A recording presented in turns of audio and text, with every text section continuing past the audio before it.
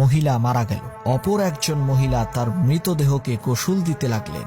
গোসল দেওয়ার সময় তার হাত যখন মৃত মহিলার উরুতে পৌঁছালো, তখন তার আশেপাশে থাকা কয়েকজন মহিলাকে তিনি বললেন, তোমরা কি জানো এই যে মহিলাটি মারা গেছে সে কিন্তু অমুক পুরুষের সাথে ব্যভিচারে লিপ্ত হয়েছিল। এই কথা বলার সাথে সাথে সেই গোসল প্রদানকারী মহিলার হাত মৃত মহিলার উরুর সাথে অলৌকিকভাবে আটকে গেল। শত চেষ্টার পরও হাত উরু থেকে আলাদা করা গেল না। এভাবে কেটে গেল 3 রাত 3 দিন।